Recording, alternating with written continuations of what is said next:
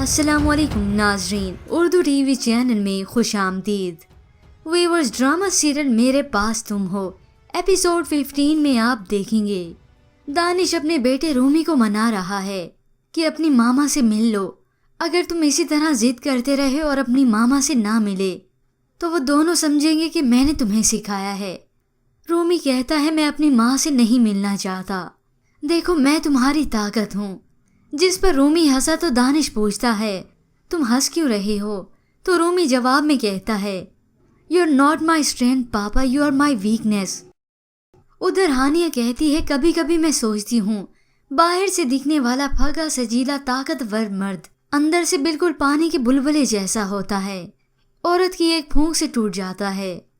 تو اگلے سین میں ویورز آپ دیکھیں گے مہوش جب گھر گئی اور شاہوار آفس سے واپس آیا تو وہ شاہوار کو تمام ماجرا بتاتی ہے، اور شاہوار جو کہ رومی کا یہاں آنا پسند تو نہیں کرتا، لیکن مہوش کے کہنے پر آخر وہ دانش کو فون کر کے دھمکی دیتا ہے میں تمہیں 2 دن کا وقت دے رہا ہوں، 3rd ڈے ان دونوں کی ملاقات ہو جانی چاہیے ورنہ میرے وکیل تمہارے کپڑے نوچ لیں گے۔